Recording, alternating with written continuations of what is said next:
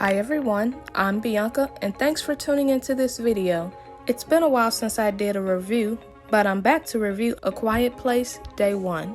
This is my first film from the Quiet Place franchise that I've ever seen, so it's kind of fitting that I start this franchise with the prequel.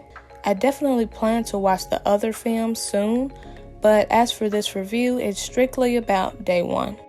As always, I want to make you aware that there will be spoilers in this review, so keep that in mind if you want to continue listening. But I'm really excited to talk about this film, so let's get started. A Quiet Place, Day 1, first review. As previously stated, this is my first Quiet Place film, so going into this film, all I knew was the characters have to be quiet in order to survive. But because I attended an opening day fan event, I learned a little bit more about the franchise from quiz questions shown before the movie. I learned that the creatures that invade and attack are called Death Angels. I also learned that Jaimin Hunsu reprises his role from the other films. So with this being a prequel and learning a few facts about the franchise, I felt pretty good going into the film. Also, moviegoers were given some pretty cool limited edition posters which show New York City in the shape of an audio waveform. I think it's a really great use of marketing. But getting back on track to the actual film, it starts off with a note that the average sound level in New York City is 90 decibels, also described as a constant scream. With that being said, let's start off with the audio in this film. In my opinion, audio is one of the coolest aspects to filmmaking. It's more than just dialogue and music. Audio includes every single detail you hear in and out of the frame. And this film really has no choice but to emphasize that. So every single footstep, the writing on the notepad, the loud helicopters, and the sounds of the Death Angels, every single sound that we heard or maybe barely noticed, it all plays an important part in creating this tense, apocalyptic world. Also, the sound effects all sound pretty natural. Now don't get me wrong, this is a sci-fi film, so of course the Death Angels don't actually exist. But by natural I mean the sound effects don't sound bad. I'm sure we've all heard some bad sound effects in a film or TV show before, but that's not the case for this film. Even the jump scare moments and the abrupt, loud sounds that scare you work for this film. Finally, I just want to say, shout out to the sound designers because their jobs can really make or break a film. From the loud or whispered dialogue, sound effects, music, ambience, I think it all worked really well for this film. Now let's move on to the visuals. Like many end-of-the-world films, we see how much the world that we once knew changed. It starts off as a regular day for many of our characters. Our main character, Sam, is staying at a hospice center with her service cat, Frodo.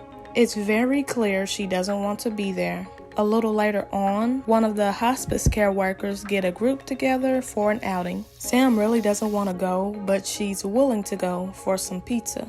They go to a theater and Sam isn't pleased to find out it's for a puppet show. She steps out for a bit and on the way back she is notified that the plans have changed and they urgently need to get back, which means no pizza. As everyone is getting back on the bus, the invasion happens. And just like that loud, busy street is full of panic, destruction, and chaos. Even when Sam is knocked unconscious and later wakes up in the same theater, you see the destruction of the aftermath from the invasion. And as the movie progresses, it reveals things that you tend to see in apocalypse films. Destroyed means of transportation, fires and explosions, blood covering surfaces, flooded areas, and the stars themselves, the Death Angels. Some memorable moments from this film, I gotta start with Frodo bringing Sam and Eric together. Of course, Frodo is Sam's service cat, but when Eric's character is first introduced, he's in shock and notices Frodo. He follows Frodo to Sam. Still in shock, Eric starts following Sam, which she is telling him to stop and to go to the evacuation point, but it's clear Eric genuinely doesn't know what to do in this situation. So, Sam gets home, it's pouring rain, and Sam is locked out, so they have to kick the door down, which brings me to another memorable moment. I love how Sam waited a few seconds after the lightning flashes to give Eric the clear to kick the door, which took multiple attempts before they got in. Also, Sam and Eric taking the opportunity to scream during the thunderstorm was pretty fun. I really liked that part. I also really liked Eric and Sam's quick friendship. They'd escape multiple death angels together. Eric and Frodo going to the streets to get Sam's medicine. Eric and Sam going to the place where her dad played piano and having an imaginary magic show. Eric finding pizza for Sam. We finally get to see Sam happy. Lastly, who can forget Sam being a hero and causing a distraction for Eric and Frodo to escape the death angels? After being stuck in hospice, Sam felt like she was finally able to live. I was very excited to see Lupita Nyong'o in this film. She's such an amazing actress, and I especially felt like she would kill another role in the horror genre after her stunning performance in Us. The circumstances are so much more different than Us, but she still does a really great job embodying her character in this film, who has to battle an illness which is definitely taking a toll on her mentally and physically. She has to learn the rules of her new reality and stay as quiet as possible in order to survive.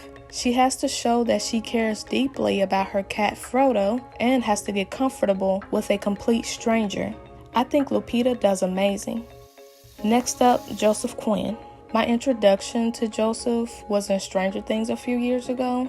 Both are horror sci-fis, and he nails it. When he's afraid, you can see it. When he's anxious, you can see it. When he's relieved, you can see it. And as I've stated before, I felt like his character really cared about Lupita's character, despite starting off as strangers.